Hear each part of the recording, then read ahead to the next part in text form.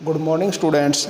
अब तक हमने जो मल्टीप्लिकेशन की वीडियो बनाई थी, अब उसके बाद हम नेक्स्ट पढ़ते हैं। अब तक हमने मल्टीप्लिकेशन की प्रॉपर्टीज़ पढ़ी थी, जिसमें हमने 4 प्रॉपर्टीज़ पढ़ी थी, जिसमें हमने बताया था कि उनका हम ऑर्डर चेंज कर दे तब भी हमारा आंसर चेंज नहीं होता है। फर्स्ट प्रॉपर्टी ये थी हमारी बेटा। सेकंड प्रॉपर्टी ये थी, अगर हम 3 नंबर्स का ग्रुपिंग करते हैं, उनको अगर हम आगे पीछे कर दें तब भी हमारा आंसर सेम रहता है। थर्ड प्रॉपर्टी हमने पढ़ी थी मल्टीप्लिकेशन बाई 1। अगर किसी नंबर को अगर हम 1 से मल्टीप्लाई करते हैं तब हमारा आंसर सेम रहता है। फोर्थ प्रॉपर्टी थी हमारी, जिसमें हमने पढ़ा था किसी डिजिट को, किसी नंबर को अगर हम 0 से मल्टीप्लाई करते हैं तब हमारा आंसर 0 हो जाता है।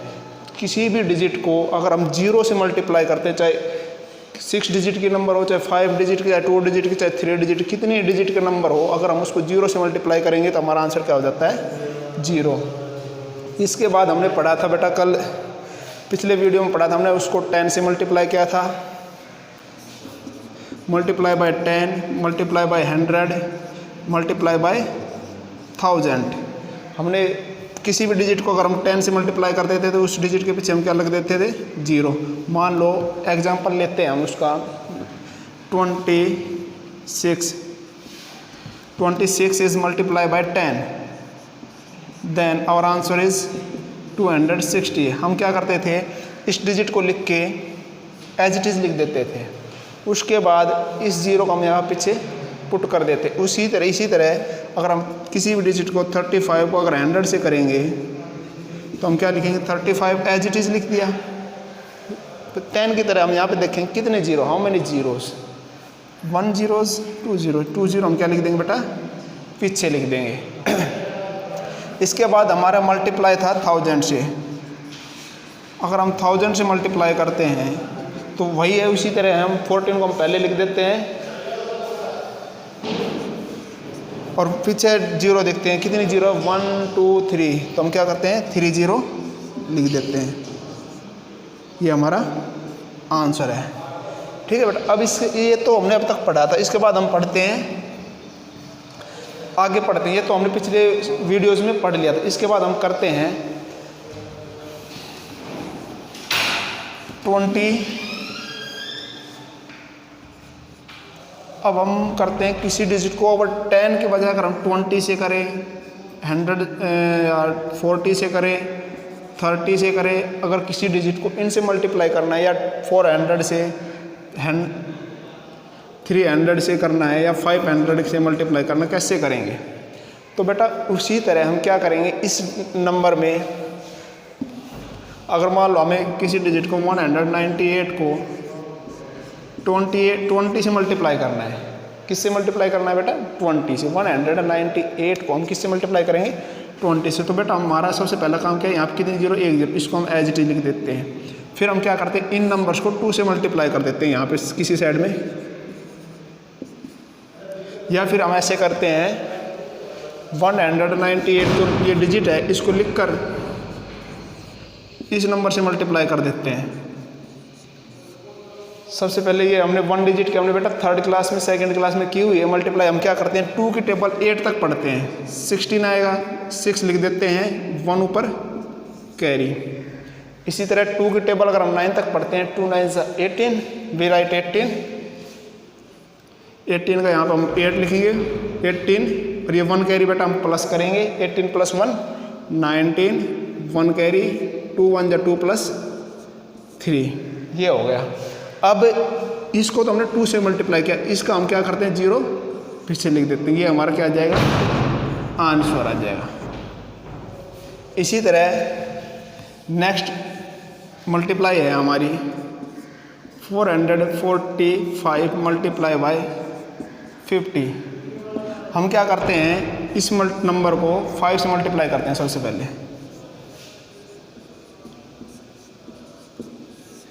5 को हम कहाँ तक टेबल पढ़नी है? 5 की टेबल हम 5 तक पढ़ते हैं। 5 5 जा 25, 5 लिखते हैं, ऊपर 2 कैरी।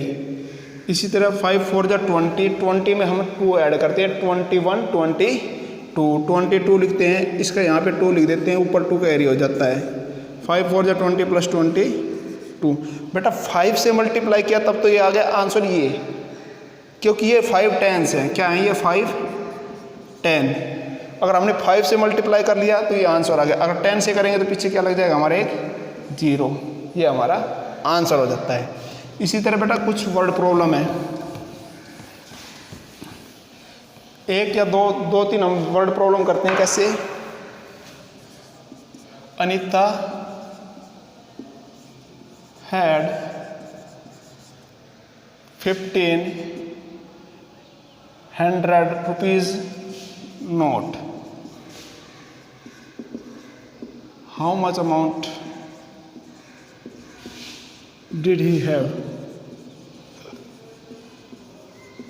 कैसे है बेटा? अब देखो, अनीता के पास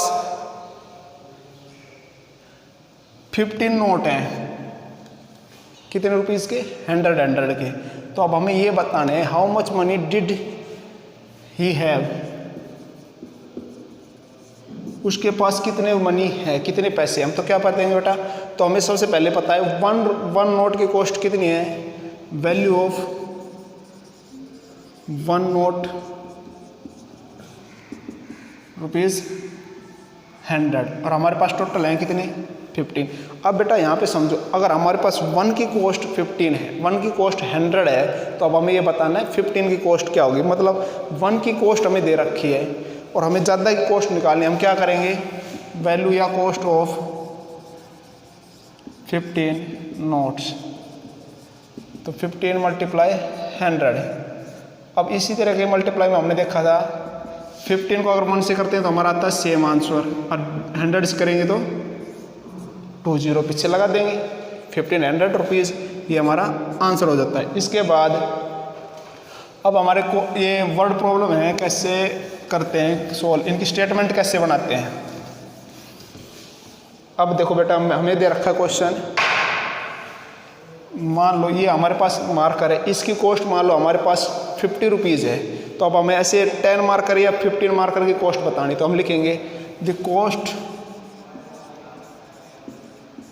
of a marker is 50 rupees. Then what is the cost? Is the cost of such 25 marker है। इसकी बेटा स्टेटमेंट क्या बनती है, हमें ये बता रखा है किसी एक मार्कर की कॉस्ट 50 है, then what is the cost of such 25। अब बेटा हमें दिमाग में ये लगाना, प्रैक्टिकली हम सोच के देखते हैं, अगर हमें 1 पेन मिल रहा है 50 रुपीज़ का, क्या 25 जो पेन मिलेंगे कॉस्ट मार्कर मिलेंगे वो कम रुपीज़ में मिलेंगे या ज़्यादा रुपीज़ में? और एब्सोल्युटली बेटा ज़्यादा रुपीज़ में, क्योंकि हमें पता है 1 में कॉस्ट 1 जो कॉस्ट है वो 50 रुपीज़ की है, तो 50 रुपये से हमें कम में कुछ भी नहीं मिलेगा। तो जब भी हमें 1 की कॉस्ट दे रखी हो और मोर देन 1 निकालनी हो, we have to find the value of more than 1 such things, then we multiply. हम मल्टीप्लाई कहाँ पे करते हैं, जब बेटा हमें पता हो 1 की कॉस्ट पता हो, उससे ज़्यादा ही निकालनी हो, तो हम क्या करते हैं, मल्टीप्लाई करते हैं। कैसे? अब स्टेटमेंट कैसे बनाएंगे, हमें क्या दे रखा है, सबसे पहले हम दे रखा है कॉस्ट ऑफ ए मार्कर, यहाँ तक फुल स्टॉप तक एक लाइन बनेगी, लिखेंगे cost of a marker,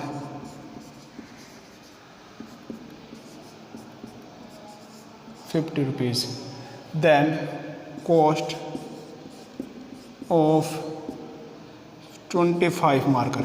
A का मतलब बेटा क्या होता है, 1।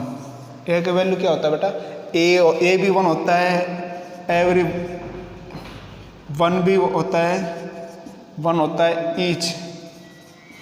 जब भी ए 1 ईच आए तो इसका मतलब बेटा हमारा यही होता है कि 1 क्या होता है, हमारा मतलब 1।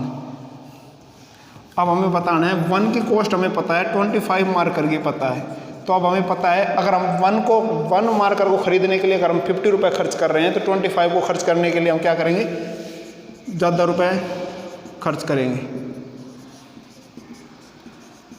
अब हम क्या करते हैं, 25 की और 5 की मल्टीप्लाई कर देते हैं,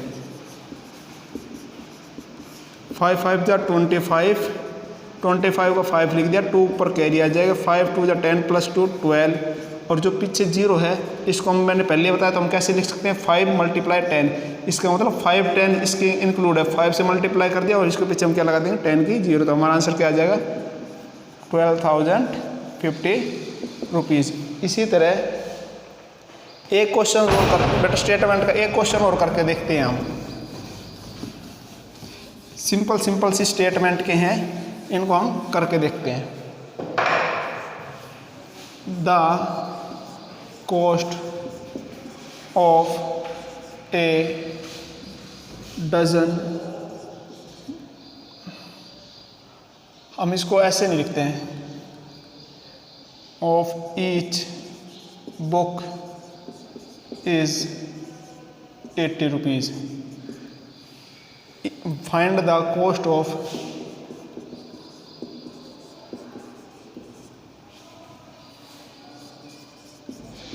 such 7 books.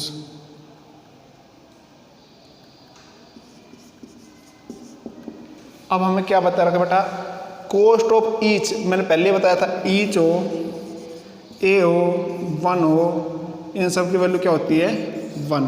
अब हमें 1 की कॉस्ट दे रखी 80 रुपीज़, 1 की कॉस्ट दे रखी 80 rupees. Find the cost of such 7 books. अब हमें ऐसी ही बुक 7 है, सच मतलब वो तो वैसी की वैसी ही 7 बुक्स की हमें क्या बताना है, कॉस्ट बतानी है। तो हम कैसे करेंगे, हम तो सबसे पहले हम लिखेंगे, देखो बेटा कॉस्ट ऑफ ईच लिखे या 1 बुक्स लिखें तो लिखेंगे कॉस्ट ऑफ 1 बुक्स नहीं बेटा बुक कितने रुपीज़ है 80। कॉस्ट ऑफ 1 बुक बेटा 80 है, तो हमें 7 बुक्स निकालना है, कॉस्ट ऑफ 7 बुक्स।